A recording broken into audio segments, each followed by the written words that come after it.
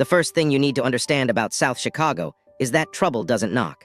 It kicks the door in, usually right when you are in the middle of a complex manifold rebuild. But the thing that rolled into the open bay of rusty nails at 3:15 p.m. on a Tuesday wasn't trouble. Not the usual kind, anyway. It was a 2024 Aston Martin DB12, its radiator hissing out a thick cloud of sweet-smelling white smoke. I slid out from under the rusted chassis of an old Harley, wiping grease from my hands onto a shop rag that was already a lost cause. Through the dissipating steam, the driver's side door opened. The man who stepped out did not belong in my shop. Frankly, he didn't belong in my zip code. He was wearing a three-piece charcoal suit that fit with a geometric precision, suggesting it had been engineered rather than merely tailored. He was tall, with broad shoulders that filled the jacket perfectly, and dark hair swept back from a face that seemed permanently set in a structural, load-bearing frown. He didn't look at his smoking engine. He looked at my shop, his dark eyes sweeping over the scattered tools, the oil-stained concrete, and finally, settling on me. "Coolant leak," I said, tossing the rag onto a workbench. "Probably a blown hose. You are a long way from the loop, buddy." "The navigation system was overly optimistic about the traffic on Interstate 90, he replied. His voice was remarkably level, a low baritone that didn't vibrate with the annoyance you would expect from a man whose six-figure car had just died in a neighborhood where hubcaps routinely vanished. "Pop the hood," I told him, stepping closer. As I moved into his personal space, I caught a faint scent of cedar and cold stone beneath the acrid smell of burnt antifreeze. He reached into the car, pulling the latch. I had just leaned over the silver grille when the grating screech of tires on broken asphalt cut through the heavy afternoon air. I didn't need to look up to know who it was, but I did anyway. A beat-up black SUV idled abruptly at the curb. 3 guys piled out. O'Bannon's crew, local debt collectors and general-purpose headaches. They usually showed up on the 1st of the month for their protection fee, but apparently, they were running ahead of schedule. Cal, the lead guy, a bulldog-faced kid named Ricky, barked as they swaggered into the bay. "Boss says you are light this month." I sighed. I felt a familiar, heavy weariness settle into my shoulders. It was a debt I hadn't even incurred, a favor to pay off hospital bills for an idiot kid who used to sweep floors here. But it was my burden now. "I told him he gets the rest on Friday," I said, my voice dropping an octave. I took a deliberate step away from the Aston Martin, positioning my body solidly between the 3 thugs and the man in the charcoal suit. My protective instincts flared up. I wasn't about to let some corporate desk jockey get collateral damage in my neighborhood garbage. Boss changed his mind. Ricky smirked, cracking his knuckles in a way he probably thought was intimidating, but just looked arthritic. "We are taking collateral." He looked past me, his greedy eyes lighting up at the sleek curves of the Aston Martin. "That is a nice start." My blood ran cold, then immediately ran hot. "Touch that car," I said, reaching blindly behind me, until my fingers curled around the reassuring, heavy drop-forged steel of a pipe wrench, and I will break your hands before you can figure out how the door handle works. Ricky stepped forward, his 2 buddies flanking him. "You and what army? Grease monkey." I braced my heavy steel-toed boots against the concrete, shifting my weight, ready to swing. I threw a quick glance over my shoulder, fully expecting the suit to be cowering behind his expensive leather seats, or frantically dialing 911 with shaking fingers. He wasn't. He was standing exactly where he had been. He hadn't retreated a single inch. In fact, his dark eyes were fixed on Ricky with a quality of attention that was terrifyingly absolute. He wasn't shaking. His breathing hadn't hitched. He was simply lifting his arms, his large, remarkably capable-looking hands moving with unhurried precision, as he calmly unfastened the silver cufflinks of his crisp white shirt. He was stripping for a fight, and he looked like he knew exactly how to finish one. Ricky paused. He looked at me, holding the heavy wrench. Then he looked at the tall, impeccably dressed man who was currently rolling up his sleeves with the chilling detachment of an executioner preparing for a shift. There was a profound, suffocating stillness radiating from the stranger, a kind of apex predator quiet that made the hair on the back of my neck stand up. Ricky swallowed hard. The bravado evaporated from the room like water on a hot exhaust pipe.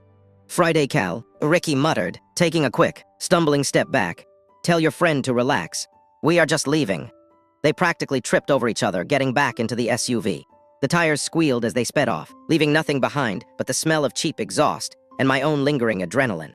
I stood there for a long moment, the heavy wrench still gripped tight in my oily hand. My heart was hammering a familiar, erratic rhythm against my ribs.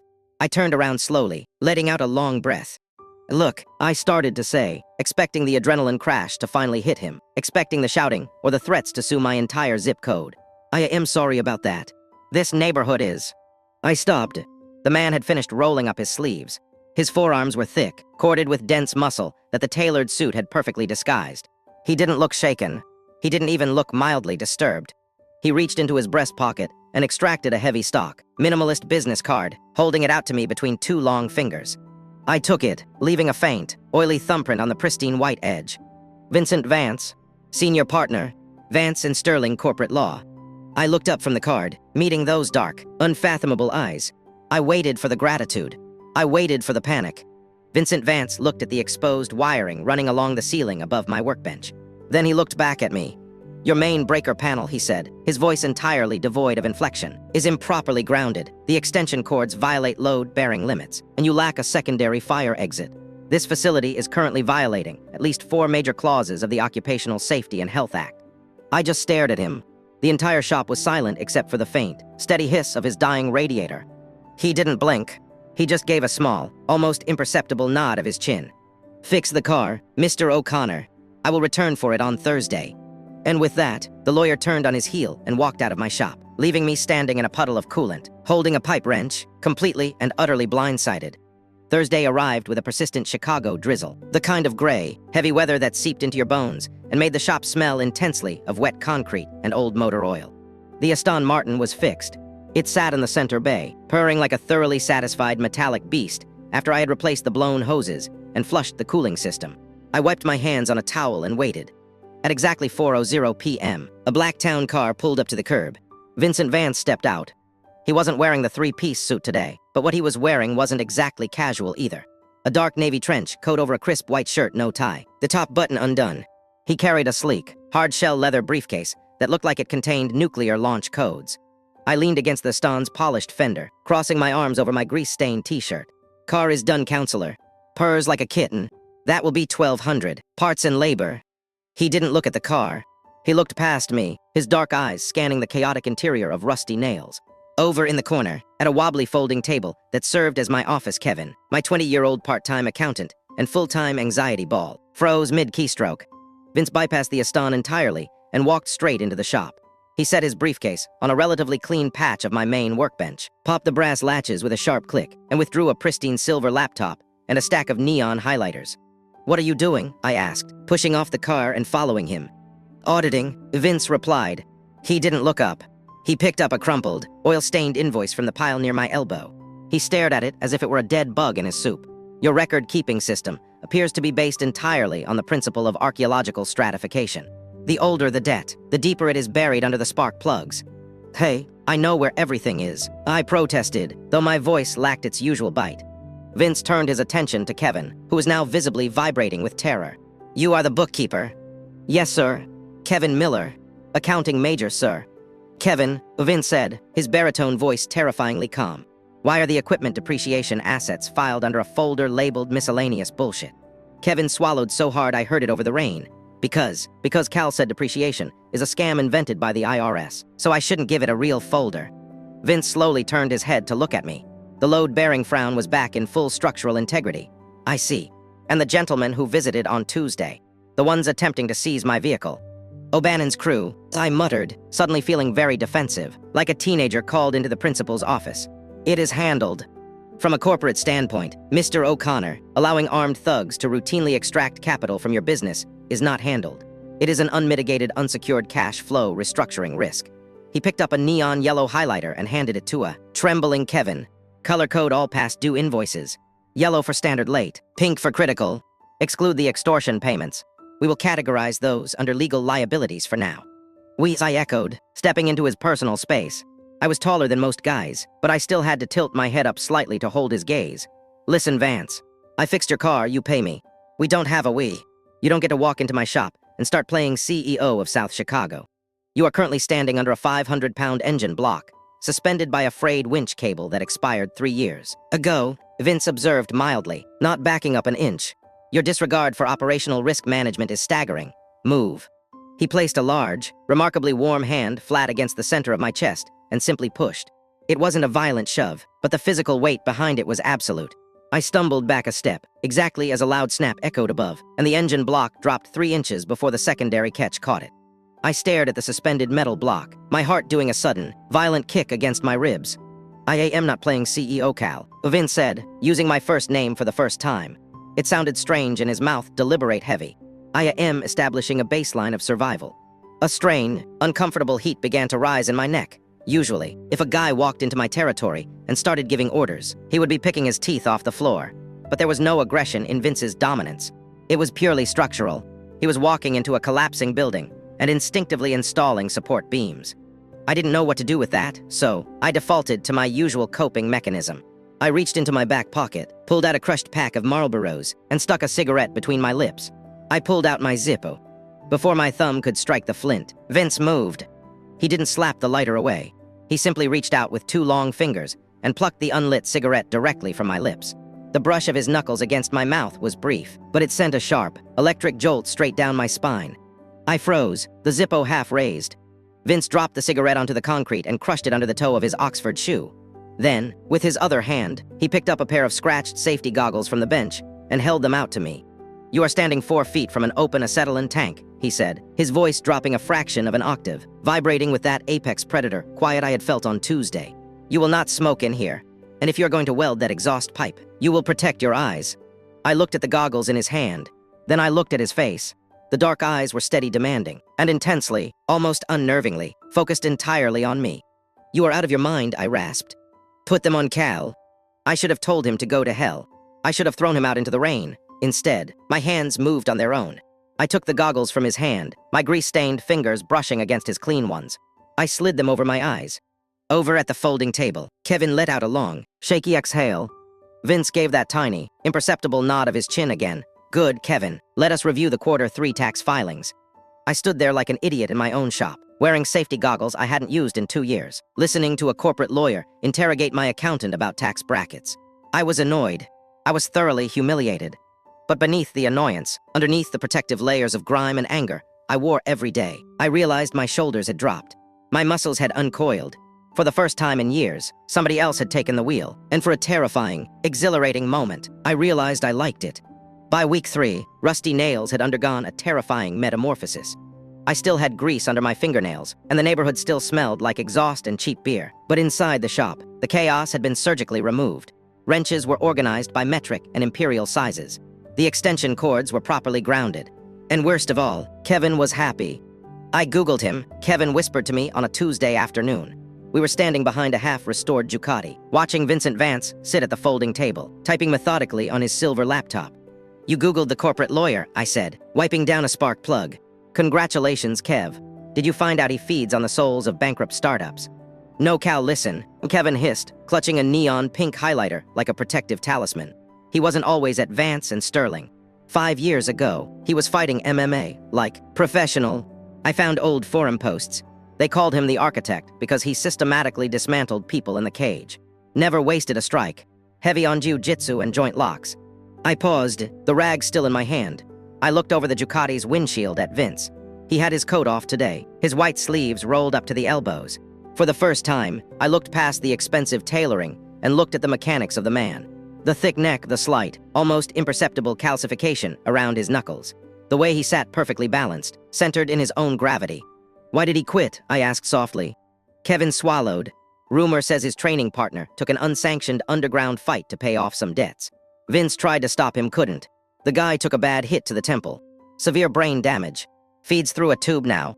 Vince walked out of the cage the next day, passed the bar exam a year later, and never threw another punch. A heavy, uncomfortable silence settled over me. It recontextualized everything. The obsession with safety goggles, the quiet fury over the suspended engine block. He wasn't just a corporate dictator. He was a man desperately trying to prevent the people around him from breaking, because he knew exactly what it sounded like when they did. "Caleb." The baritone voice cut through the hum of the shop fans. I flinched, instinctively dropping the spark plug. Vince was looking directly at us, his laptop angled slightly. "Send Kevin home," Vince said, his tone leaving no room for negotiation. "And come look at this." 10 minutes later, the roll-up door was down, and it was just the two of us in the dim, amber light of the shop. I walked over to the folding table, wiping my hands, bracing myself for another lecture on tax depreciation. Instead, Vince turned the laptop toward me. It was a spreadsheet. My spreadsheet.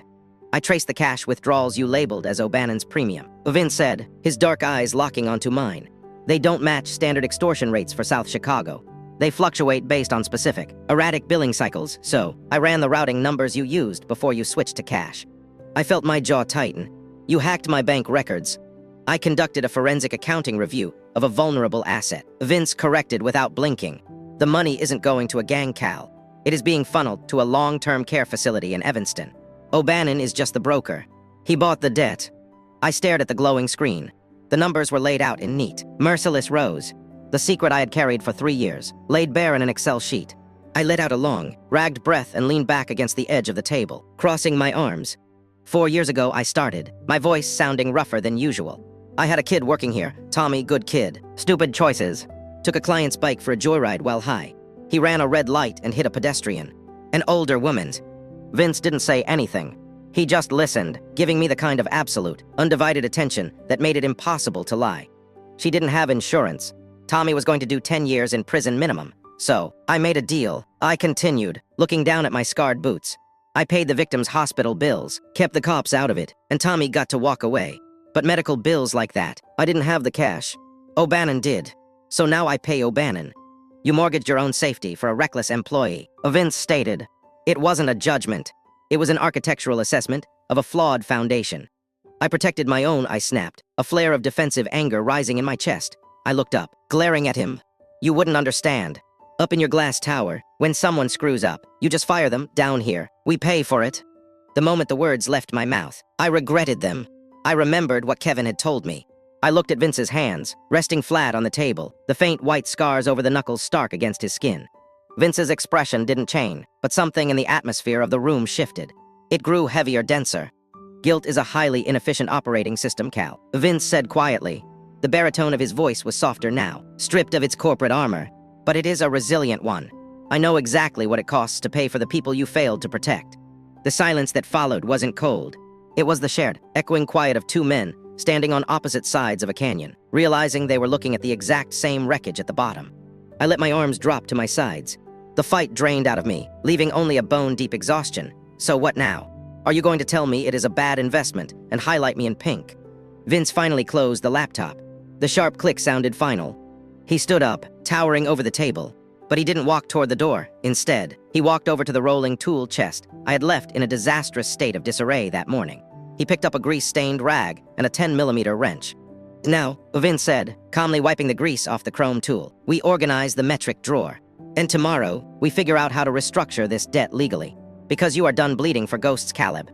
I stood there in the dim light, watching a man who billed $1,000 an hour meticulously clean my wrenches. I swallowed the lump in my throat, walked over to the chest, and picked up the 12mm. You missed a spot, I muttered. Vince didn't smile, but the structural frown eased, just a fraction. It was the most beautiful thing I had seen all year. Trouble rarely makes an appointment, but when it arrived at 6 o'clock on a Friday evening, it had the courtesy to announce itself with the roar of straight, piped engines. I was under the hood of a Chevy Nova. Vince was at his folding table, reviewing my supply chain logistics, and Kevin was sweeping the floor. The moment I heard the heavy screech of tires, my blood went perfectly, terrifyingly still. I dropped my wrench. 3 SUVs had blocked the bay doors. 5 men got out. They weren't the usual low-level collectors like Ricky. These guys were older, heavier, and carrying aluminum baseball bats that gleamed dully under the streetlights. At the center of them was Marcus O'Bannon himself, a massive wall of a man who looked like he chewed gravel for breakfast. Kevin, I snapped, my voice cracking like a whip. Office now. The kid dropped his broom and bolted. I turned to Vince. He was already standing, his laptop closed, his dark eyes analyzing the tactical geometry of the room with that chilling, apex predator calm. Vince, get in the office with him, I said, grabbing a heavy steel crowbar from the nearest tool cart. Lock the deadbolt. Do not come out until I tell you. Cal, Vince started, his baritone voice dropping to a dangerous register. Do it, I roared a raw, feral sound I rarely let out. I didn't wait to see if he obeyed. I shoved him backward toward the office, grabbed the heavy steel fire door, and slammed it shut, throwing the exterior padlock latch. It wouldn't hold forever, but it would hold long enough to keep a corporate lawyer and a college kid out of a South Chicago bloodbath. I turned back to face the bay just as O'Bannon stepped over the threshold. Time is up, Cal, O'Bannon rumbled, tapping his bat against the concrete. I am not waiting on the installment plan anymore. Sign over the deed to the shop, or my boys are going to start breaking things. Starting with your knees. The deed isn't in the building, I lied, tightening my grip on the crowbar. And you are not touching my shop. I didn't wait for them to swing first, I lunged. I caught the closest guy in the ribs with the crowbar, feeling the satisfying crack of bone, but there were simply too many of them. A bat clipped my shoulder, sending a shockwave of numb agony down my arm. Another blow caught me in the ribs. I stumbled back against a tool chest, tasting copper. The world tilted dangerously. Someone grabbed my collar, pulling me forward, and a heavy fist slammed into my temple. My vision swam. Warm blood trickled down into my right eye. I braced myself for the final, bone-breaking barrage. It never came. Instead, there was a deafening crash from behind me. The heavy steel fire door didn't just open. The reinforced hinges groaned and buckled under an impact of terrifying, concentrated kinetic force. I blinked through the blood, just in time to see Vincent Vance step into the bay. He had taken off his coat and his tie. His crisp white shirt sleeves were rolled up past his elbows. He didn't look angry. He looked entirely, systematically blank. It was the face of an architect looking at a building he had just decided to demolish. "Hey, suit," O'Bannon sneered, stepping over me. "Wrong place, wrong time." He didn't finish the sentence. Vince didn't brawl. He didn't throw wild punches or waste energy on intimidation. It was like watching a surgical procedure performed with heavy machinery. The first thug swung a bat. Vince stepped inside the arc of the swing, a terrifyingly calculated micro-movement, caught the man's wrist, and twisted. A sickening pop echoed through the shop, followed by a scream. Vince didn't even look at him as the man crumpled. He used the thug's falling momentum to pivot, delivering a devastating, perfectly placed elbow to the jaw of the second man. It took exactly 24 seconds, I counted, my breath rattling in my bruised chest. 24 seconds for 5 armed men to be reduced to groaning, incapacitated liabilities on my concrete floor. O'Bannon was the last one standing. He charged roaring. Vince ducked a heavy right hook, grabbed O'Bannon by the collar and the belt, and executed a flawless, brutal judo throw. The concrete shook as O'Bannon hit the ground. Before the gang leader could gasp for air, Vince was on him. He dropped his weight, driving his knee directly into O'Bannon's sternum, pinning him instantly. Vince grabbed O'Bannon's right arm, locking it out straight, hovering millimeters away from snapping the elbow completely backward. The shop fell dead silent, save for the agonizing groans of the men on the floor. "Marcus O'Bannon," Vince said. His voice was perfectly level, not even slightly out of breath. It was the voice of a senior partner in a boardroom. Under Title 18, United States Code, Section 1961, the Racketeer Influenced and Corrupt Organizations Act, your continued collection of unlawful debt constitutes a predicate offense.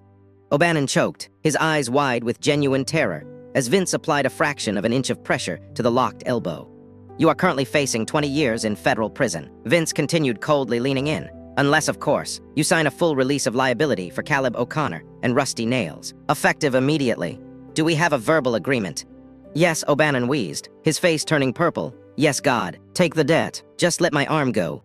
"Kevin," Vince called out without turning his head. The office door creaked. Kevin peeked out, pale and shaking, clutching a notepad. "Draft a standard release of debt form," Vince ordered. "Get his signature. If he or his associates cross the property line of this shop again, I will not involve the police. I will simply finish breaking this joint." Vince stood up smoothly, stepping back and adjusting his cuffs, as if he had just finished a mild tennis match. O'Bannon scrambled backward like a beaten dog, collected his groaning men, and practically crawled out of the bay. The SUVs peeled away into the night. In the distance, the faint wail of police sirens began to rise. Kevin had managed to call 911 before I locked them in. I slid down the front of the tool chest, sitting heavily on the concrete. My ribs were screaming, and the blood from my temple was dripping onto my grease-stained shirt. I looked up at Vince, expecting relief, or a lecture, maybe even the quiet, careful gentleness he had shown when organizing my wrenches. Vince turned slowly to face me. The blankness was gone. What replaced it made my breath hitch. It was absolute freezing, catastrophic fury. It was a rage so profound, it seemed to pull the oxygen out of the room. He didn't walk over to check my wounds. He stood 10 feet away, staring at the blood on my face, his fists clenched so tightly the knuckles were stark white. "You locked the door," Vince said, his voice vibrating with a dark, terrifying intensity. "I was protecting you," I rasped, wincing as I pressed a rag to my head. "This is my shop, my mess." "You were throwing yourself away," Vince shot back, the words hitting like physical blows. The composure of the corporate lawyer was fracturing, revealing the raw, unhealed wound of a man who had already watched someone he cared about get destroyed in a cage. "You locked yourself in a room with 5 armed men because you fundamentally believe your life is an acceptable currency to pay for other people's mistakes." "Vince, I am fine." "You are bleeding on the floor." He cut me off, his eyes blazing. "You do not get to make unilateral decisions about your survival. Not anymore." He didn't wait for my response. He didn't help me up. He picked up his coat from the floor, turned his back on me, and walked out into the Chicago night without looking back. I sat there in the quiet, bleeding and victorious, realizing with a sinking, hollow certainty that I had just won my shop, but I had lost the only man who had ever cared enough to fix it. 2 weeks. 14 days of absolute, suffocating silence. Rusty Nails was officially mine, free and clear of O'Bannon and his crew. I had the signed release of liability sitting in the top drawer of the folding table to prove it. But the victory tasted like engine sludge. My ribs were wrapped, and the cut on my temple had faded to a sickly yellow bruise. The physical damage was healing, but the shop itself was decaying. Without Vincent Vance walking through the doors at 4:00 p.m. in his tailored coats, the structural integrity of my life was collapsing. The 10mm wrenches were migrating back into the wrong drawers. The OSHA-approved safety goggles were gathering dust. The neon highlighters were scattered like colorful casualties of war across my desk. I was miserable, and I was making sure everyone around me knew it. "Cal, you put the wrong spark plugs in the Honda," Kevin said nervously on a Tuesday morning, holding up a greasy invoice. "Just swap them out, Kev," I snapped from under the chassis of a Ford pickup, my voice echoing harshly against the concrete. "I am busy." "You are just staring at the undercarriage," Kevin pointed out, displaying a sudden, reckless bravery that I immediately wanted to strangle him for. Before I could slide out and tell him exactly where to shove that invoice, a shadow fell over the open bay doors. It wasn't a man in a charcoal suit. It was worse. Leonard Henderson, the owner of the building, strolled in. He was a short, sweating man who smelled of cheap cigars and predatory opportunism. He hadn't set foot in the shop in 2 years, preferring to collect his rent via mail. "O'Connor," Henderson said, looking around the garage with a poorly concealed sneer. "Heard you had some trouble with the local color recently. Cops' ambulances. Bad for the neighborhood." I wiped my hands on a rag and stood up, my ribs giving a dull throb. "It is handled, Henderson. Rent is paid. What do you want?" "I want to talk about the lease," he said, pulling a folded document from his jacket. "Neighborhood risk is going up. My insurance premiums are going to skyrocket because of the company you keep. Effective next month, rent is going up 40%. Sign the amendment, or you have 30 days to vacate." The rag in my hand froze. 40%? It would bankrupt me. After everything, I had just survived the debt, the beating. Losing Vince, this greasy slumlord, was going to be the one to take my shop. The familiar, destructive red haze crept into the corners of my vision. I dropped the rag. My hand twitched toward the heavy pipe wrench resting on the nearby cart. I could just smash something. I could intimidate him. I could fall right back into the exact same violent, self-sacrificing currency that Vince had despised. "Actually, Mr. Henderson, you cannot do that." The voice was shaking slightly, but it was loud. I turned around stunned. Kevin Miller stepped out from behind the folding table. He pushed his taped glasses up the bridge of his nose, holding a stack of file folders to his chest like a shield. "Excuse me, kid," Henderson growled, taking a step toward him. "Adults are talking." "I am an adult. I am the accountant," Kevin stammered, before taking a deep breath and visibly squaring his shoulders. It was a terrifyingly accurate, albeit much smaller, imitation of Vincent Vance's posture. Under the Illinois Commercial Tenant Landlord Ordinance, you cannot unilaterally amend a multi-year commercial lease without a 90-day notice and a mutual renegotiation clause. Furthermore, raising rent as a punitive measure following a police incident that Cal was the victim of constitutes retaliatory action, which is highly illegal. Henderson blinked, his cigar practically falling out of his mouth. I stood frozen, my hand hovering inches above the wrench. "If you attempt to enforce this," Kevin continued, his voice steadying, channeling the ghost of the corporate architect who had haunted this shop for weeks, "we will file an immediate injunction. And while we are in court, we will gladly bring up the fact that the roof over Bay 3 hasn't met the municipal safety code since 2018, which we have meticulously documented." Kevin pulled out a neon yellow highlighter from his pocket and clicked it. Click. In the silence of the shop, it sounded exactly like a gun cocking. "So," Kevin said, adjusting his glasses again, "are we going to court, Mr. Henderson?" The slumlord looked from the terrified but resolute college kid to me. He swallowed hard, shoved the paper back into his jacket, muttered something incoherent about ungrateful tenants, and practically ran out of the bay. I stared at Kevin for a long, silent minute. "Where the hell did you learn that?" I finally whispered. "I listened," Kevin said quietly. He walked over to my tool cart, picked up the pipe wrench I had been about to grab, and deliberately placed it back in its designated slot. "He didn't just come here to look at you, Cal. He came here to fix things. All of things." Kevin turned and walked back to the folding table. He picked up the silver laptop, the one Vince had left behind in his furious exit, and slammed it down onto the hood of a nearby car right in front of me. "What is this?" I asked, staring at the screen. "That," Kevin said, his voice dropping all pretense of fear, "is the Q3 tax reconciliation spreadsheet. It is due by the end of the week." "I don't know how to do that, Kev. That is your job." "Not anymore," Kevin said, crossing his arms. "I am resigning as your accountant for the evening. You are going to do the taxes." "I don't know how to use Excel." Then you better learn Caleb. Kevin shot back, hitting me with my full name just like Vince used to. Because tomorrow afternoon, you are going to put that spreadsheet into a folder. You are going to take the L train up to the loop, and you are going to deliver it to Vance and Sterling. I stared at the kid, the realization crashing over me like a wave of cold water. You are setting me up with an excuse to go see him.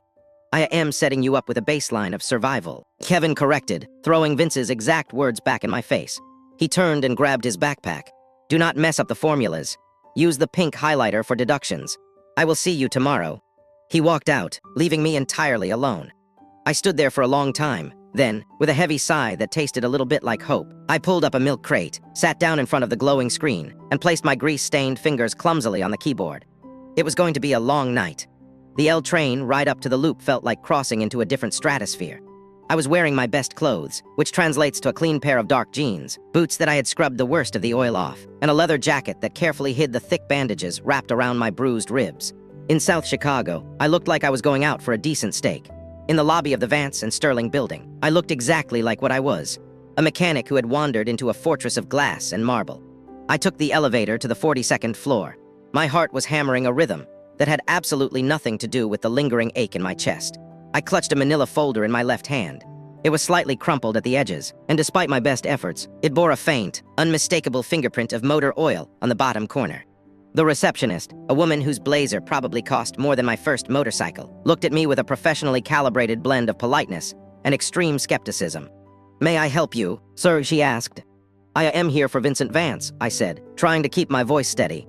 "I have his Q3 tax reconciliation files. He is expecting them." He wasn't, but I was banking on the sheer audacity of the lie. She frowned slightly, her fingers hovering over her keyboard. "Mr. Vance is currently in a senior partner acquisition meeting. I can leave the file at the desk." I am supposed to hand it to him directly. I interrupted, leaning slightly against the high marble counter. I tapped the folder. "It is highly confidential." She assessed me for a long moment. Whatever she saw in my face, maybe the bruised temple, or the stubborn set of my jaw that I usually reserved for debt collectors, made her pick up a sleek desk phone. She spoke quietly into it, listened, and then pointed down a long, impossibly quiet hallway lined with frosted glass walls. "Conference room A. You may wait outside." I walked down the corridor.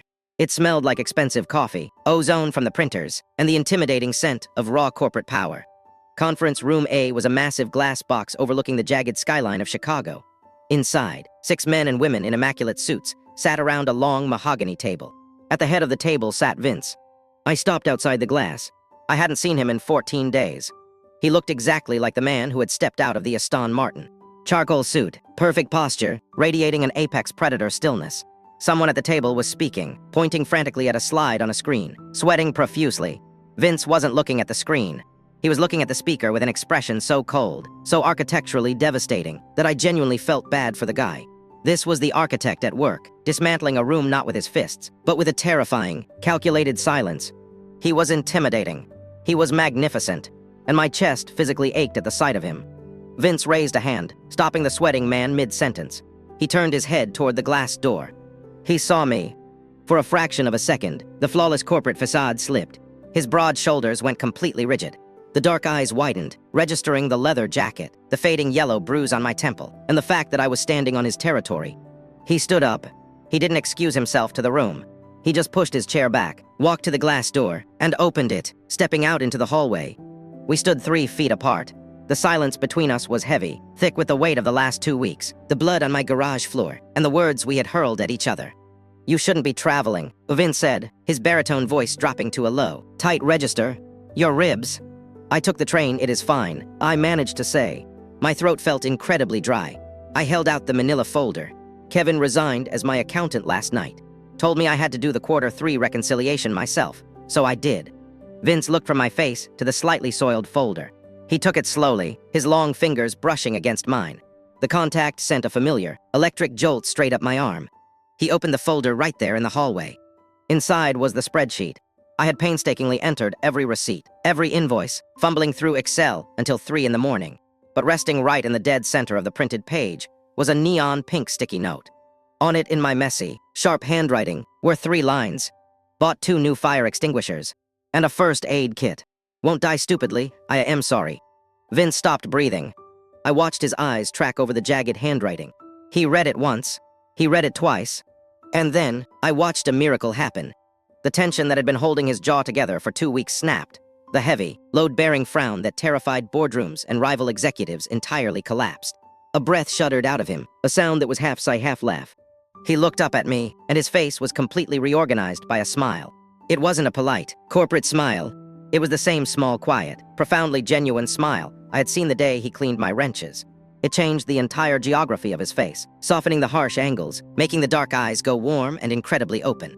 It was the face of a man who had been bracing for a devastating impact, only to realize he had finally come home. "You use the pink highlighter for deductions?" he asked, his voice rougher than usual.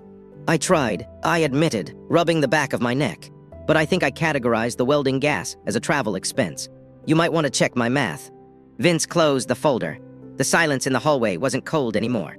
It was the heavy, pulling warmth of a gravity I didn't want to fight against ever again. He looked at me with a specific, unhurried weight of genuine regard. Then, he turned back to the glass door, opened it, and looked at the 6 highly paid executives waiting nervously for his return. "The meeting is over," Vince announced smoothly. "My accountant has found a critical discrepancy. We will reconvene on Monday." He didn't wait for their shocked protests. He let the glass door slide shut, walked over to the coat rack in the corner of the hall, and pulled down his dark trench coat. He walked back to me, the neon pink note safely tucked inside the folder under his arm. "Are you hungry, Caleb?" he asked. "Starving," I answered honestly. Vince placed a hand on the small of my back, a light warm, grounding touch, and steered me toward the elevators. "Good. We have a lot of math to correct." The integration of Vincent Vance into the ecosystem of rusty nails did not happen with a grand declaration or a dramatic shift in policy. It happened the way a load-bearing wall is reinforced, quietly, deliberately, and with an undeniable permanence. It was a late Friday night, nearly a month after I had walked into his glass-walled conference room with a neon pink sticky note. Outside, the South Chicago wind was rattling the corrugated metal of the bay doors, carrying the faint, distant sounds of the L train. Inside, the shop was warm, smelling comfortably of old rubber, oxidized metal, and the lingering scent of cedar. I was lying flat on my back on a wooden creeper, wedged beneath the rusted undercarriage of a 1978 Harley-Davidson shovelhead. I was fighting a losing battle against a stripped mounting bolt that had likely been fused to the frame since I was in middle school. Footsteps cut through the ambient hum of the shop's heater. Not the heavy thud of steel-toed boots, but the sharp, rhythmic click-clack of bench-made leather Oxfords on concrete. I didn't need to roll out to know who it was. My pulse did a familiar, traitorous little jump, settling into a steady, thrumming warmth in my chest. "You are here late," I called out, wiping a streak of grease from my jaw with the back of my hand. The merger negotiations required an extended review of the liability clauses. Vince's baritone voice drifted over. It sounded tired, stripped of its usual boardroom ed, but anchored in that quiet, apex predator stillness that I had somehow come to associate with safety. I hooked my boot around the tire of the tool cart and pulled myself out from under the bike. Vince was standing near the folding table. He was still wearing his charcoal suit, though the tie was gone and the top 2 buttons of his crisp white shirt were undone. He was looking at Kevin, who was aggressively zipping up his backpack. "Ledger is balanced for the week, Mr. Vance," Kevin announced, adjusting his taped glasses. He looked between the two of us, a remarkably smug grin breaking across his usually anxious face. "I went ahead and moved your legal retainer fee from accounts payable to permanent house fixtures. Have a good weekend, Cal." "Get out of here, Kev," I muttered, though I couldn't completely hide the smile tugging at the corner of my mouth. Kevin threw me a 2-finger salute and practically skipped out the side door into the chilly night. The shop fell quiet again. I sat up on the creeper, reaching for my heavy-duty angle grinder. If the wrench wouldn't break the bolt, raw friction would have to do the job. Before my thumb could flick the power switch, a large shadow fell over me. Vince didn't say a word. He simply reached down to the tool cart, picked up the scratched, OSHA-approved safety goggles, and knelt beside the creeper. He didn't hand them to me this time.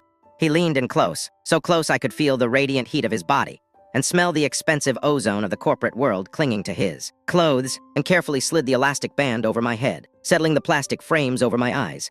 His knuckles, marred by the faint white scars of a past life he had fought so hard to leave behind, brushed gently against my temples.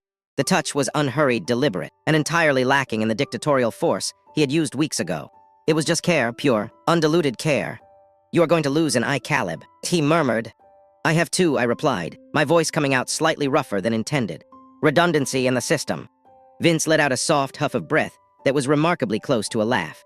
He stood back up, but instead of retreating to the folding table to open his silver laptop, he unbuttoned his suit jacket. I watched, entirely mesmerized, as the senior partner of Vance and Sterling took off his $1,000 armor, folded it with meticulous care, and draped it over the pristine leather saddle of a finished Indian chief. Then, he reached for his cuffs. He unfastened the silver links, the exact same terrifying motion he had made before dismantling O'Bannon's crew. But there was no violence in his eyes tonight. He rolled the white sleeves up past his elbows, exposing the thick, corded muscle of his forearms. He walked back to my creeper and, without a single moment of hesitation, knelt directly onto the oil-stained, grime-covered concrete in his tailored trousers. I stared at him bewildered. "What are you doing? You are going to ruin those pants. You lack the necessary leverage for that lower carriage bolt from your current angle," Vince stated, his voice perfectly level. He reached out his hand, palm up. "Hand me the 3/4-inch wrench." I just looked at him. The absurdity of it. The breathtaking beauty of it. The most feared corporate architect in the loop, kneeling in the dirt of South Chicago, offering to act as my fulcrum. I placed the heavy steel wrench into his waiting hand. Our fingers brushed, slick with a faint trace of oil. Vince slid his arm under the chassis of the Harley, finding the stripped bolt by touch. He shifted his weight, his broad shoulder pressing solidly against my arm. He was a wall of heat and immovable gravity right beside me. "On 3, Vince said, his dark eyes meeting mine beneath the edge of the motorcycle frame. 1, 2, 3. We pulled together.